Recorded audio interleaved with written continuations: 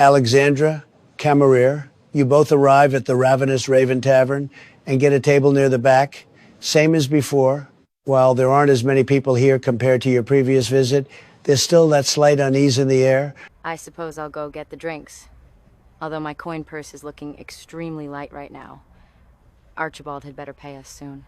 DM, Alexandra approaches the bar, her gray hair blowing gently in the breeze as patrons enter and leave through the door nearby. There at the bar is the same halfling from before. She's giving off a graceful, positive presence. Good morning, dearie. Forgive the suddenness of my questions, but am I correct when I say I believe I've seen you here before? You were with that rather charming dwarf.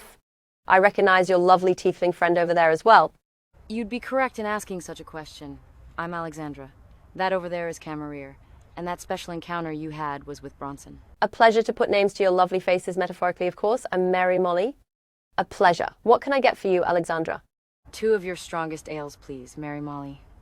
As cold as can be. Why, certainly. 4 silver, please. One of our lovely waitresses will bring them over to your table momentarily. Alexandra hands the coin over, thanking her before returning to her table. How ironic. The bartender is the happiest person I've met in this town. Even though she's surrounded by rowdy drunks and other clientele. You'd be surprised how charismatic some people are, Alexandra. Especially when they're doing a job or pastime they love. Social butterfly is what I believe you call someone like that. Don't quote me on that though. Camari lowers her book she was reading, setting her glasses on her forehead. I'm nearly out of coin. If that damned worm of a mayor doesn't fulfill his promise, I'm going to ensure the rest of his life is spent in incessant misery. I wouldn't waste your time with worrying about that. Bronson will convince Archibald. If Bronson doesn't put his foot down, he'll be returning to us with nothing. Look, Bronson is amazingly brave and indomitable in battle, but he's so obedient to individuals that don't reciprocate the fact. It's called reverence, Alexandra. A basic commodity. Like I said before, though, Archibald is inauthentic, absolutely full of it. Bronson upholding his reputation, I understand that. But sometimes the people you hold in high esteem use that against you, to your own detriment. The sooner people realize that, the better. Sometimes, yes. That's why you also ensure you have others you trust around you. People who save you from people like that, it seems you don't have that, which does sadden me. Are you taking pity on me? Condescending, I'd say. I'm not being condescending, I'm being sympathetic. Honest. I prefer to be surrounded by the darkness and promise of uncertainty. It's more enjoyable that way. You're overdramatic, you know that. Call it whatever you want. Ladies, a red-headed waitress arrives at your table, your drinks delicately being balanced on a wooden tray. She sets your drinks down in front of you both, wishing you both well before leaving to return to the bar. Camari thanks the waitress before doing the same to Alexandra, taking a long swig of her ale. No problem. I suppose we, or I rather, should address the Tarrasque in the room. With what happened to your letter, I apologize for what happened to it. Not just that. What else? I don't know what you mean. Care to elaborate? You betrayed my word, snatching my bag, going through my belongings. Need I go on? You needn't. I didn't. Look, I apologize. Again. For all of that. It won't be repeated. Alexandra, if you are being sincere, please roll a persuasion check. If you are lying, then please roll a deception check. Camerier, you can roll insight. Well, I'm being moderately sincere. So persuasion it is. 12. Camarier will incite her. Dirty 20. Your apology is not as sincere as it could be. Can you prove that this apology will be the only one we'll have? Not right now, but I certainly hope my future actions will help prove it. I will hold you to that. Definitely. As you continue your insightful conversation, the ground begins to shake. It starts with a mild one, then tremors. The floorboards begin to break, the ceiling beginning to weaken. Holy gods! What's going on now? At the center of the tavern, the ground begins to split and intense heat begins to flood in and make itself known as another infernal portal begins to form right there. The people immediately spring up from their seats and panic sprinting, trampling over each other, shoving each other aside to get to the exit and out of there. Screams of various pitches sound through the air, making it almost deafening. All of the furniture surrounding or on top of the portal gets sucked in, falling deep into the flaming abyss inside. Camari is immediately getting to the bar, jumping onto it to position herself ready for whatever emerges. Her rapier is drawn. Alexandra go and get Bronson on the mare. If you're sure you can handle whatever comes out of there until I get back. Yes, I'm sure. Now run. The minute Alexandra gets out of there, Camarilla, something forms out of the portal. Hellish flames forming around 3 infernal canine beasts. Hellhounds. Camarilla, please roll initiative. Dirty 20 again. I'm rolling well. The Hellhounds got a dirty 20 as well.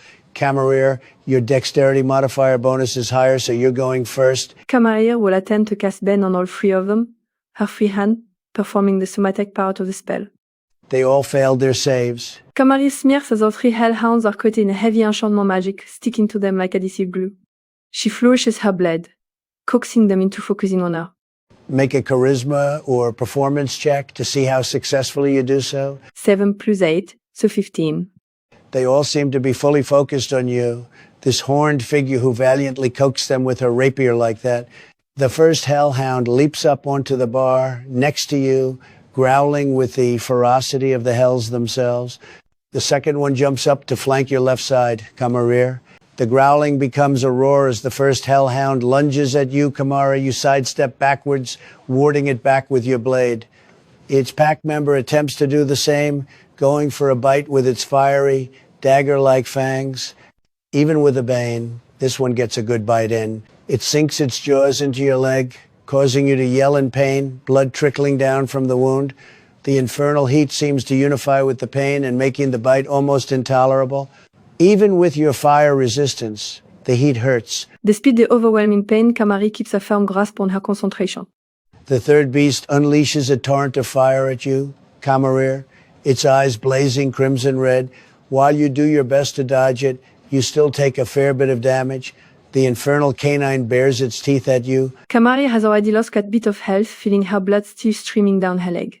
With a swift gesture, she soaks herself in healing magic to stave off the pain and regain some vitality. Still wielding her rapier, Camarilla goes in for a strike on the first beast. Despite the speed of her blade, she misses the hellhound. Cursing aloud, she recenters herself like a gymnast on a trapeze wire. The first fiend goes for another bite, along with its ally. One gets a good strike in, drawing more blood. Same with the other, slashing your side with its claws, roaring out in delight as you scream. Camarilla is too overwhelmed by the pain, the enchantment magic dissipating like water evaporating. The third hellhound stays put on the ground, eyes not focusing on anything else. Only you, Camarilla. It will have its kill. Camarilla isn't too worried. She still has her greater healing potion. With a swift swipe, she strikes with her rapier. The blade gets the first hound in the eye. She withdraws her blade from the socket, casting ethereal armor on herself.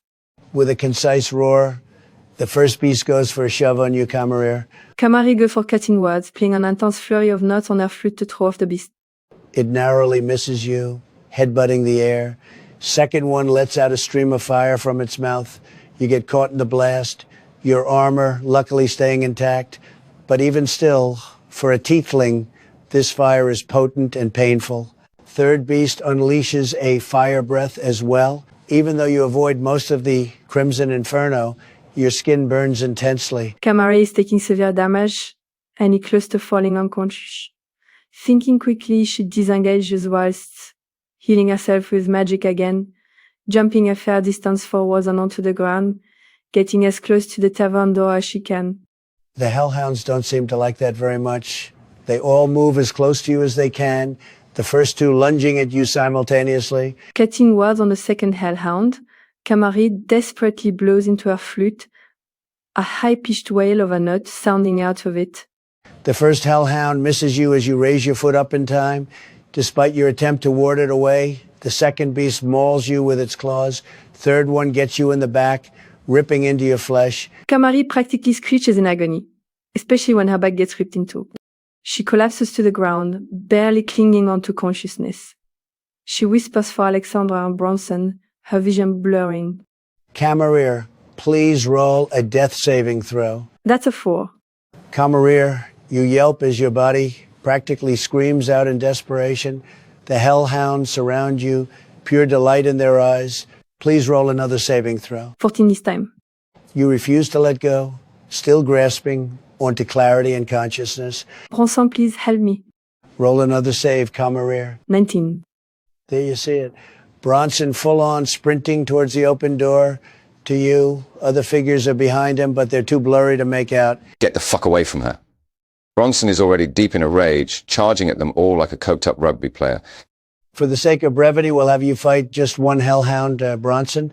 Alexandra and the town guards can take the other two on. Of course, the medical guards get Camarere stabilized and out of there. Bronson, roll for initiative. That's a 13. The hellhound launches at you, Bronson. Teeth bared and jaw open. You block and bash your weapon against his open mouth, pushing him back. Bronson says nothing, his muscles swelling up as he braces his shield he's finally using. His Battle-Axe in the other hand, he flings himself at the hellhound, his blade raised. With a sickening crunch, the Battle-Axe almost carves the damn thing in two. The hellhound will definitely feel that. Oh, that he certainly did. Enraged, it tries to go for a low blow, slashing at your legs. Bronson, natural one to hit. It misses completely. Its rage having unbalanced it. He uses the momentum from his previous strike, arcing his blade back around and towards the beast recklessly. Natural 20. Bronson's blade carves into the bastard's head viciously, spilling infernal blood. The hell beast is almost defeated. It pathetically launches a fire breath. Bronson, you manage to avoid the worst of it, however. Your barbarian rage helps nullify the burns and pain, too. Back to the rotten layers of hell you go, Bronson announces as he goes in for a swift strike, reckless again. Hits. Bronson, how do you want to do this? Bronson twirls his Battle-Axe in a circular motion, building up speed, and screaming as the blade slices clean down through the beast's neck. Decapitation. Its head lands on the wooden floor, Bronson kicking it aside. Fantastic kill, Bronson. Alexandra and the town guards take care of the other two, with some help from you as well, Bronson. Camarere is taken to the medical building, the infernal portal, closing within a few more 10 seconds. Everything is somewhat back to its normal state, but the air is heavy, very heavy. Even though the infernal portal is now gone, the tension and chaos it brought with it remain. We'll conclude the session here. Thank you as usual, everyone, and take care of yourselves.